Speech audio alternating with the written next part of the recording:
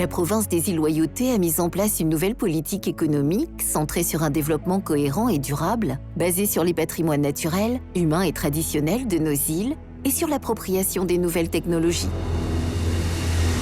Les îles ont su forger une réputation de grande qualité autour de leur production agricole. La province vise à l'horizon 2030 plus de 60% d'autonomie alimentaire dans une triple logique de développement des compétences, de rayonnement économique et de résilience écologique.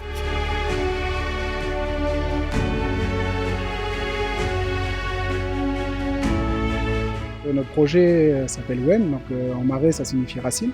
On est trois à travailler sur la plantation. On est de la même famille, dans la tribu de Kourine. Donc ici en fait on a commencé par planter de la vanille, 1200 plants de vanille, sur à peu près 600 tuteurs. Et pour diversifier notre activité, on a fait de l'apiculture et on a créé un espace maraîchage il y a quelques mois de ça. On travaille avec différents partenaires, que ce soit des agriculteurs ou certaines institutions, et notamment Protège. Donc, Protège est un projet européen qui vise à la transition agroécologique. Et on travaille avec eux, on est ferme de démonstration. Du coup, au départ, on a commencé par planter uniquement de la vanille et on s'est rendu compte très vite que ce système-là, il n'était pas complet. Donc on s'est rapproché d'un agriculteur de la Grande Terre qui s'appelle Michael Sansoni et qui nous a conseillé en agroforesterie. On a trouvé ce système adapté aux îles. Voilà, du coup, on a créé, comme je l'ai dit tout à l'heure, la parcelle maraîchage. Et l'idée, c'est de développer encore l'activité, augmenter le nombre de ruches et créer un verger aussi, en agroforesterie syntropique aussi. Notre projet, il s'inscrit dans l'idée de l'autonomie alimentaire aussi, donc participer à notre échelle à ce grand projet qui doit concerner tous les Calédoniens.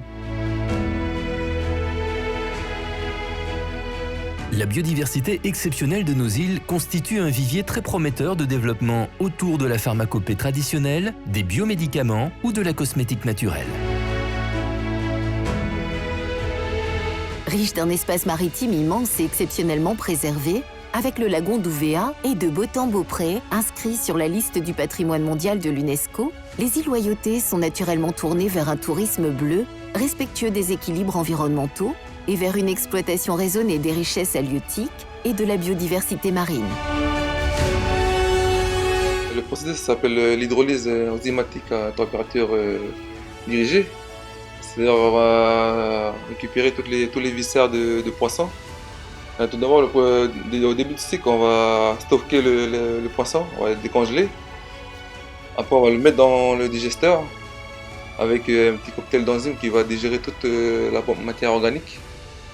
Et après, plusieurs séries de filtration qui va permettre à bien filtrer l'hydrolysat. Et après, on le stabilise, puis on le met en bouteille.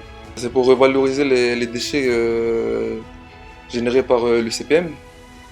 Ça va faire une économie circulaire et un produit ajouté aussi. Donc on a travaillé avec la province des îles Loyauté sur un projet qui relie l'environnement et le développement durable, donc économie, l'aspect sociétal et l'aspect environnemental. Et on en est arrivé à développer une ferme corallienne à Lifou, donc pour réhabiliter les récifs coralliens dégradés par le tourisme de masse. Alors une ferme corallienne, c'est une zone aménagée en milieu marin qui permet de bouturer des coraux et de les retransplanter en milieu récifal. Donc on prend des petits fragments coralliens dans une nurserie, dans une petite crèche de coraux, et après on les transférera en milieu marin pour après réhabiliter les récifs dégradés. Un tourisme authentique et respectueux de l'environnement est l'un des axes majeurs de développement des îles Loyauté, dont les atouts séduisent autant les Calédoniens que les visiteurs étrangers.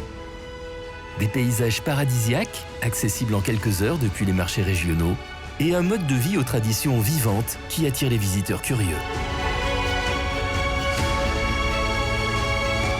Je suis originaire de l'île des Pins et je suis membre de l'association Ken1 Project qui s'occupe de la valorisation des savoir-faire qui sont liés à la construction et à la navigation en haute mer à bord des grandes pirogues doubles. Il y a un volet peut-être économique, c'est le transport de personnes, le transport de biens, la formation. Voilà, on parle d'économie bleue à l'heure qu'il est, je veux dire, le projet Pirogue, il s'intègre parfaitement dans cette optique-là. L'IFU 2030 est un programme ambitieux et réaliste pour devenir la première île autonome à 100% grâce aux énergies renouvelables. Alors nous on parle de transition énergétique effectivement sur l'IFU. Donc l'objectif c'est d'être à 100% d'énergie renouvelable, donc énergie verte sur l'IFU. Les objectifs fixés par le gouvernement sont à l'échéance 2030. Mais pour nous, pour le groupe ENGIE, que ce soit la société Alizé Énergie ou EEC, on a l'objectif d'y parvenir bien avant, à l'horizon 2022 on espère. Pour arriver à ces 100%, il nous faut encore développer de nouvelles énergies renouvelables, donc augmenter le parc éolien, le parc photovoltaïque et augmenter la capacité des batteries. Pour répondre à sa situation de double insularité, la province des îles a fait du numérique l'une de ses priorités avec l'accès au haut débit. Le projet ambitieux du hub numérique inscrira les îles Loyauté au carrefour des routes numériques de l'axe Indo-Pacifique.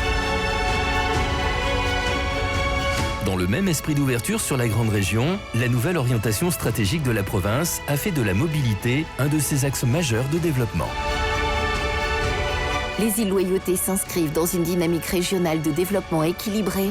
L'aventure ne fait que commencer.